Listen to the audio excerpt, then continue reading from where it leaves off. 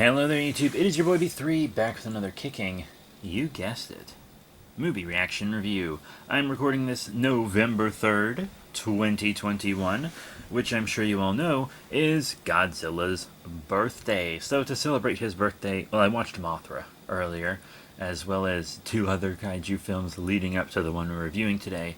I watched The Giant Claw and It Came From Beneath the Sea.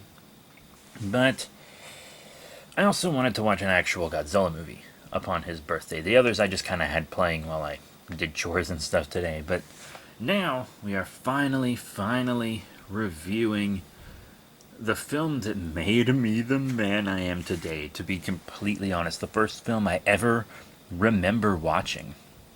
The first Godzilla film I ever watched for sure. And the film... The whole reason this channel and my main channel and all this stuff exists in my life is because of this film. Godzilla versus Megalon. From 1973. Some say it's rated G, some say it's non-rated. I don't know. There's a naked woman in it, so it probably shouldn't be G, but it's like in the background and you kind of don't really notice unless you're looking for it. And even, I was looking for it while I watched just now, and even then it's very hard to notice. But thanks for Monster Island Buddies for ruining that for me forever by letting me know. But yeah, 1973, it's like a sci-fi adventure film, very fun. 1 hour, 26 minutes. You can watch it on HBO Max, that's where you can stream it, but I have a physical copy. It took me forever to get this copy. I only got it a few weeks before recording this, just because it was so hard to find a legitimate one. I know you can get one in the Criterion collection, but that's a very expensive collection, and at the time it came out, there were only 2 films in it that I didn't have modern copies of, because I have several VHSs of Godzilla vs. Megalon, and a VHS of Son of Godzilla. So Son of Godzilla is the only Godzilla film I need a modern copy of. And I don't believe legal physical copies of the anime trilogy exist, so I'm not counting that. But yeah, you can watch on HBO Max. It's got a 38% on Rotten Tomatoes, which is probably kind of generous, but I still love the film. 4.9 out of 10 on IMDb. 87% of Google users liked the film. It came out on March 17th of 73, directed by Jun Fukuda, and the music is by Richiro Menabe. Box office 20 million. Yeah. Story by Shinichi Shigezawa, and its original language is, of course, Japanese. I was very happy to discover that the dub on this DVD is the exact same dub on all my VHSs, which made me so happy. It's such a bad, low-quality dub with these weird voices. It's fantastic. But yeah, normally I don't do a lot of behind-the-scenes stuff in these, but I've been watching this movie as long as I can remember, so I've picked up some stuff. This film was made in 2 weeks. 2 weeks to make an entire movie in a major franchise, starring the 3rd most popular pop culture character in the world, or at least 3rd most recognizable. So wow, that's wow. There's a lot of stock footage in it. At the beginning, you can see stock footage from, like, Destroy All Monsters. I think there's some stock footage from Godzilla vs. the Sea Monster, and some from Godzilla vs. Gigan, I believe, as well. It's pretty whack. The beginning of the movie, like an underground atomic bomb test happens. And it makes the monsters kind of angry, and we just see, like, Rodan and Anguirus for, like, a second in its stock footage. And it also makes the Seatopians angry, so governments around the world have been testing nuclear bombs underground, and it has destroyed 1/3 of the Seatopian country. They're just like these people that live underground. It's destroyed 1/3 of their country. And what do the Seatopians do? After the very first bomb that goes off damages their lands and kills their people, do they go to the surface and plead with the nations of the world to stop the testing? No. They wait until after several bombs go off over a long period of time. Remember, this came out in 73, so atomic testing's been around a while. So several bombs destroy a third of their country, and then the Ceetopians are like, let's just destroy the surface world. What is this, an Aquaman comic? I mean, holy crap.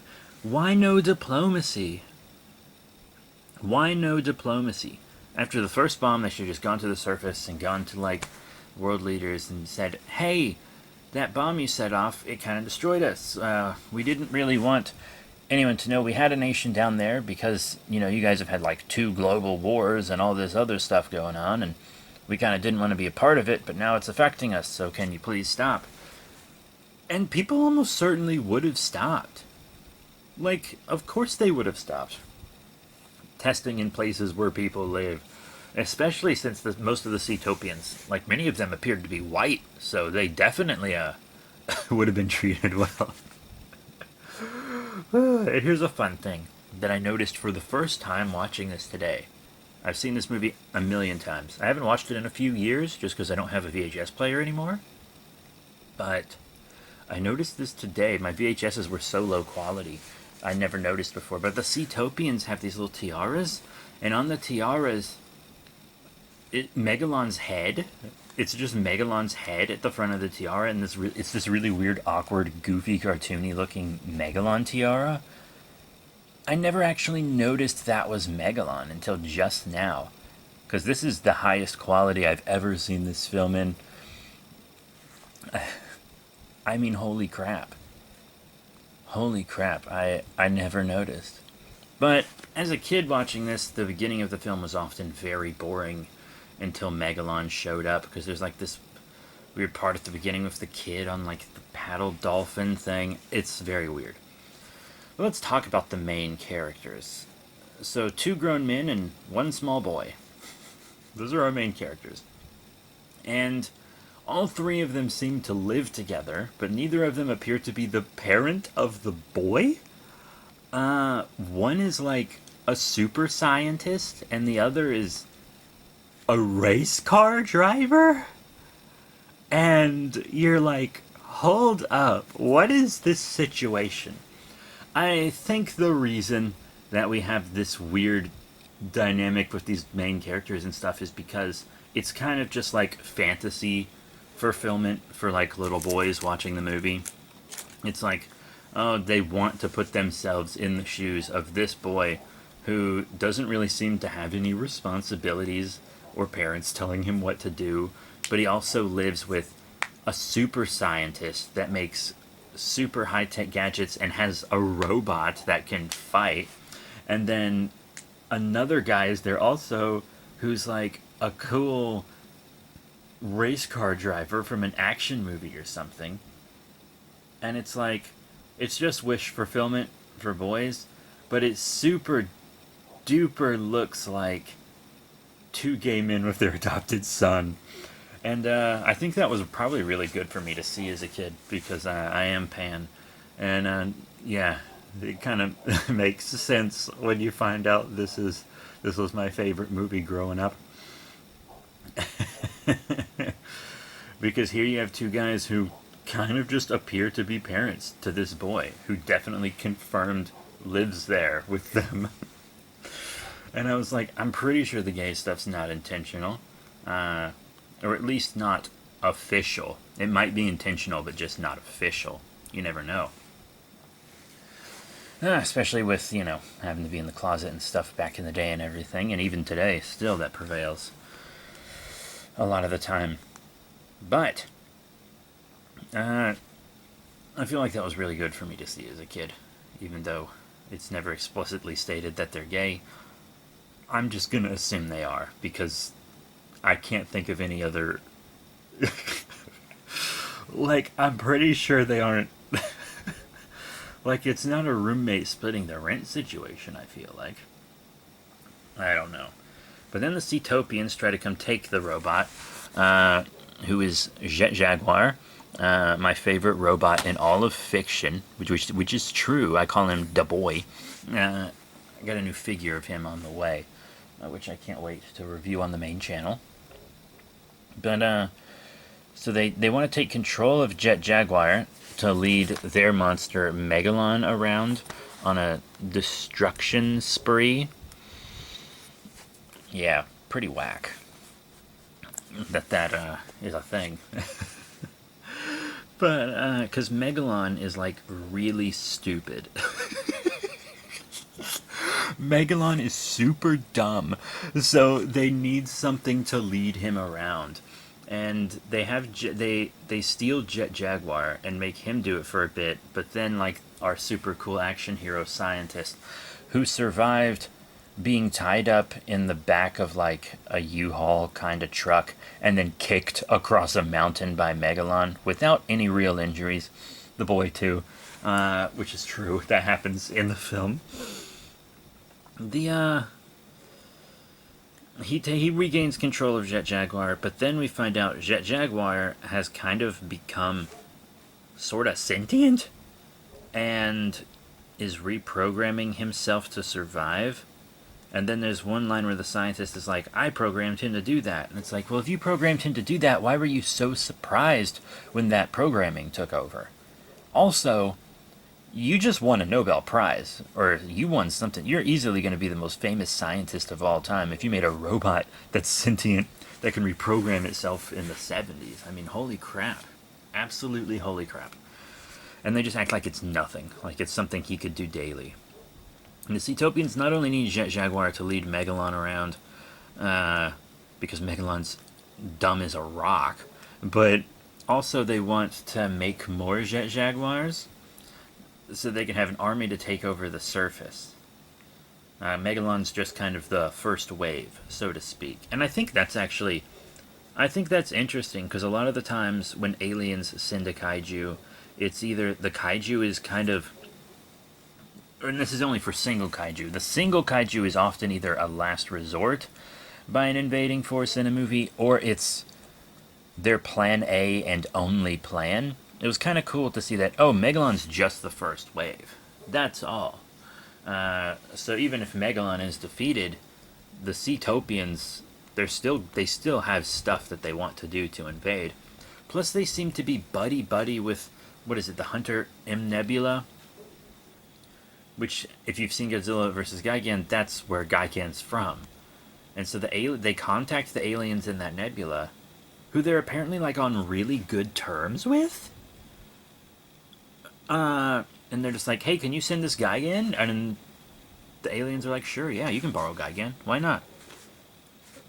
Like, there has to have been previous diplomacy with the aliens. And if they had so they have diplomatic experience. They just don't want to use it on surface Earth people, because the Seatopians they appear to be human as well. They're just humans that live underground and have different tech and have developed differently. It's very strange that they're, like, unwilling to be diplomatic with sentient, intelligent members of their own species, but aliens that have tried to kill all humans and invade the planet before, they just are on incredibly good terms with. So good terms that those aliens will give them control of their kaiju on a whim. That's a real buddy-buddy relationship there. I mean, holy crap. That's insane. That's actually insane. So, Jet Jaguar goes to get Godzilla to help fight Megalon. And he uses this kaiju sign language, or KSL for short. And Godzilla's just like, yep, I understand that. And he hops in the water and heads that way. And then, and this is true, Jet Jaguar reprograms himself to be able to grow gigantic to fight Megalon. And it's like, what? How? And he doesn't grow to, like, an incredible size where he could crush Megalon in his fist, like Arch Belial size. You remember, he used to be a huge, like, hold Ultraman Zero.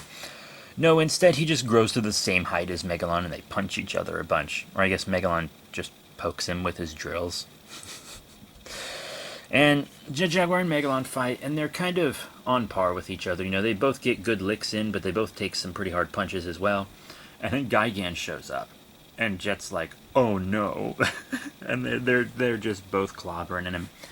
Godzilla shows up, and then what might be one of the most fun, probably the most fun kaiju fight of all time ensues.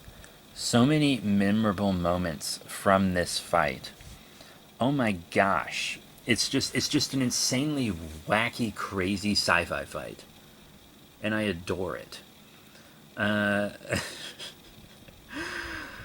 two of the evil monsters, one of which we've seen before, and then one that's just kind of a new one, versus Godzilla, the monster we've seen many times, and Jaguar, brand new giant robot, who is very clearly a ripoff of Ultraman. This is the early 70s. Ultraman is still relatively new and extremely popular. And they actually had a contest for this movie for children to send in monsters that they designed, and they would pick a winner and put it in the film. And they even made like a test suit for the original Jet Jaguar, which is a really weird looking kaiju, but it would have been super unique. And then I guess the big shots at Toho were like, hey, let's scrap this kid's design that we promised to use in a very public publicity campaign. Let's completely scrap it and replace it with a growing kung fu robot so that we can compete with Ultraman. But so the kid, doesn't think that we lied to him, let's just give the robot his monster's color scheme. So they really cheated that kid. They really gypped that kid. I feel bad for whoever designed Jet Jaguar. Wow. And during the fight, our three human leads are all just kind of watching. Also, there's no woman with a speaking role in this, or any real role that's not background. Just keep that in mind. That's a little weird. Because the Godzilla franchise is kind of known for its strong women and has been since the very first film. It's always been very progressive when it comes to female characters. So it's like, why are there none in this movie? But at least we can get some queer coding out of it. I guess they traded? I don't know.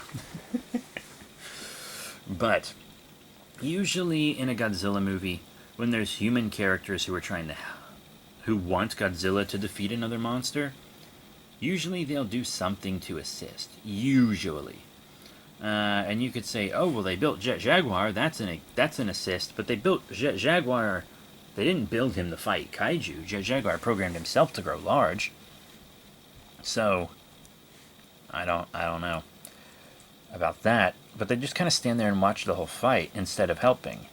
It's weird, because, remember in Godzilla vs. Megalon, the humans were, trying to take down the tower so that Gigan and Ghidorah, the mind control on them would be broken, and then they wouldn't work as well as a team anymore, so Godzilla and Anguirus could get the upper hand. And you have the film that I think comes right after... No, not right after this one. The first Mechagodzilla, I think, is right after this one. But later, you get... God, it's hard to remember, honestly, which films were when. Especially in the Showa era. They all kind of run together for me. But yeah, remember Terror of Mechagodzilla? The humans were helping Godzilla that whole time. They were using, a beam on Titanosaurus to kind of mess with his head so that he couldn't fight. And then they also were fighting the aliens and stuff so that they would stop using Mechagodzilla. Godzilla would not have won that fight without the help of the peoples. But I guess we have Jet Jaguar, so you don't really think about it much, but when you do end up thinking about it, it's a little odd. And the fight has so many crazy moments. This is the fight that has the famous, maybe infamous, tail slide kick, which is magnificent, absolutely magnificent. There's so many crazy moves and crazy things that happen in this fight. There's this ring of fire that Gigan and Megalon trap Godzilla and Jet Jaguar in. And they're back to back, and the ring of fire, and the camera's doing all this crazy stuff. And it's how are they going to get out of this ring of fire? And you as the viewer are it's a ring of fire. Godzilla was given his powers by a nuclear blast and survived. He was stronger for it. And Jet Jaguar can fly. So why are they both afraid of a ring of fire? It makes no sense. Jesus. It's insane. Godzilla's been hit by so many monster blasts. Jet Jaguar's metal and has also been hit by monster blasts. So it's like you're afraid of the fire? That's a little weird. That's odd. And then like Gigan and Megalon are mocking Godzilla and Jet Jaguar when they're scared in the Ring of Fire, and I swear this happens. It's so funny. Megalon, like you know that Japanese taunt that you see sometimes in like anime and stuff, where like someone will turn around, stick their butt out, and then like spank themselves like nana nana nana. Megalon does that. He turns around and he slaps his ass multiple times with his drill hand and laughs at them. It's so funny. Oh my god, I lost it. I lost it because I never really thought about it as a kid. I never really thought about it that much. And this is the first time I watched that and kind of realized what was going on. Because I don't think I've watched this movie since I was a minor, and I'm almost 30. It's been years and years and years since I watched this film. I was so happy. Watching it was like truly an experience. After not watching it since like middle or high school, for real, and being almost 30, it's just like, wow, what a film. It's so campy, it's so low budget and insane. And eventually they do beat both monsters. They don't destroy Gigan or Megalon. In fact, Gigan, despite being very vicious and having a cool design and awesome powers and stuff, he's kind of a coward. Because he's very sadistic and taunting when he has the upper hand, but then as soon as his opponent gets the upper hand, Gigan just flies into space. He did it in every show of film. Such a coward he didn't even show up for the Heisei series. Which is a bummer because he is my favorite reoccurring Godzilla foe.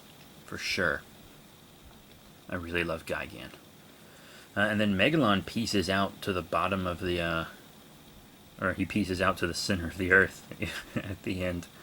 I'm glad Megalon survived because this movie it's bad, which is probably why we haven't really seen Megalon in any other films. That being said, Megalon itself is a super underrated kaiju. Yeah, he's dumb as a rock and has to be led around by either Jet Jaguar or Gigan, but he has a great design. He's like a bipedal kabuto beetle who can shoot lasers from his horn. Fly, he can like jump super high, which is a weird power to have when you can fly, but fine. He can burrow. He's like invulnerable, basically super strong. He can shoot bombs from his mouth, and he has drills for hands. And he really is the perfect tag team partner with Gigan, because Gigan's really intelligent and has similar powers. Because Gigan can also fly, also super strong, also nearly invulnerable, has a buzzsaw, and also hands that end in a point, and face lasers. So they have similar powers, but also complement each other. Because Gigan can go to space, but this guy can go underground. So Megalon and Gigan also made a really good team. Like, they fought very well together. It's kind of wild. And I guess that's just because I feel like Megalon would be a good tag team partner with anybody. Because Megalon just follows orders blindly. So he would just adopt the style of whoever he's tag teaming with. So Megalon is really a kaiju made for tag team matches. Truly he is. He's such an underrated kaiju. And whenever I lots of the time when we used to play those old Pipeworks Godzilla games, he was one of the first choices for some of my friends, even ones that weren't into Godzilla. Megalon is very underrated. I feel like one of the main reasons we never see him is because of, one, this film. It's not very good, but it's so fun and campy. Like, it's very obvious that the creators were like, Toho's given us 2 weeks to make this film. It's not going to be good. Let's at least make it fun. And they very much did. But also, there was like a distribution issue with this film.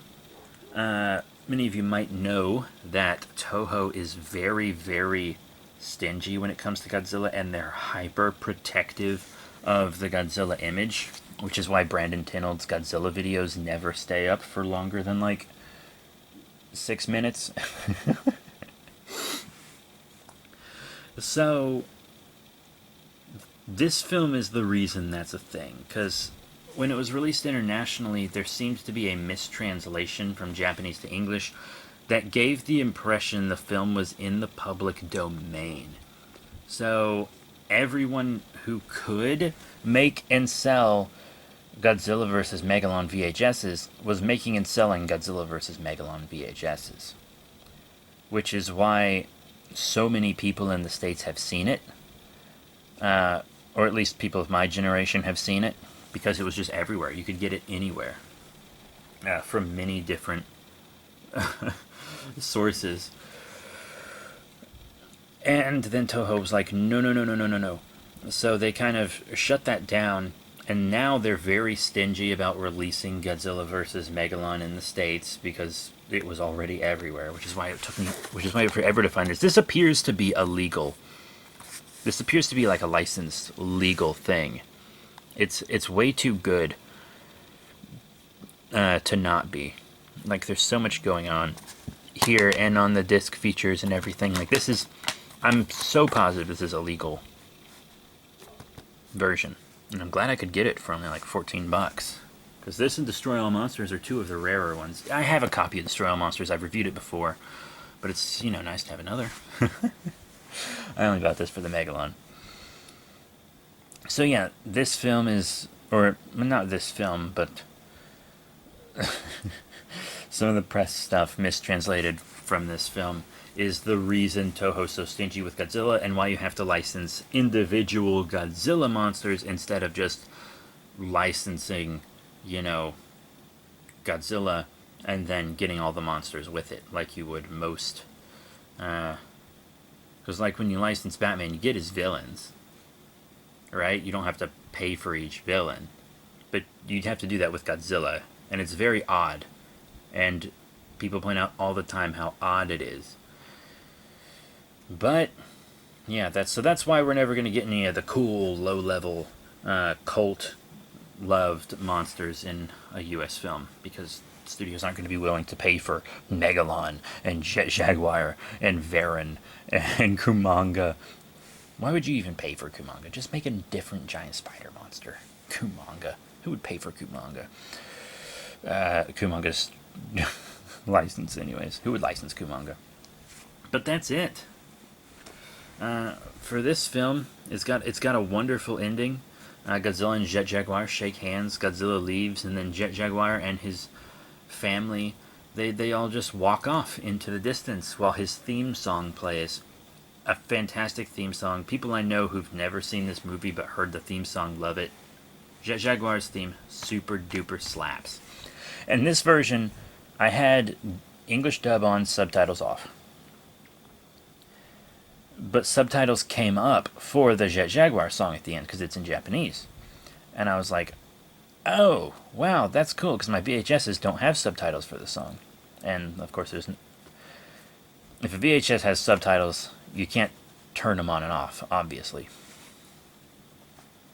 But, yeah, it was really nice to just have that kind of default subtitle for the Japanese language song.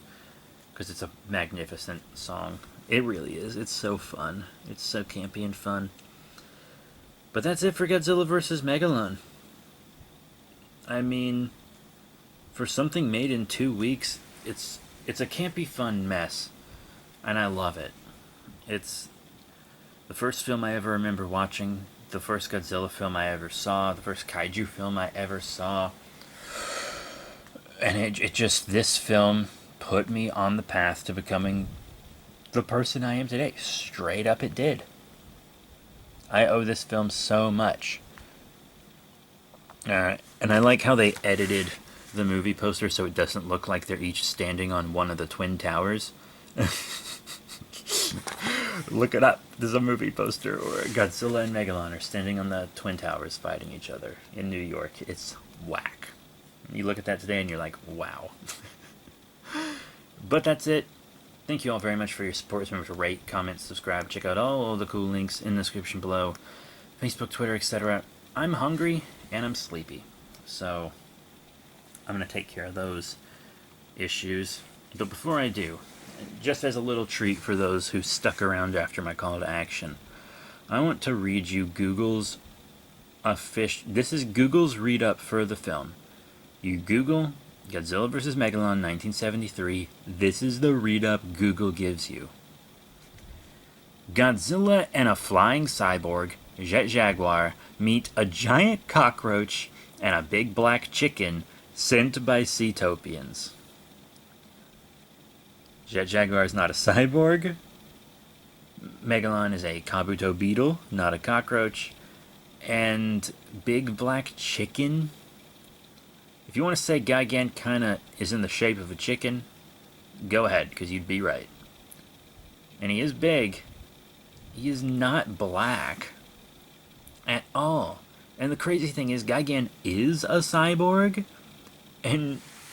but they give that designation to Jaguar, who is not a cyborg. I just wanted to point out that it's so weird. It's such a weird read-up for a film on the world's biggest search engine worth billions of dollars. How does that happen? Google, pay me to write up a different one. Jesus. But that's it. Thank you all once again for your support. And I'll see you all next time. Our next review should be over Son of Kong. So I'll see you then.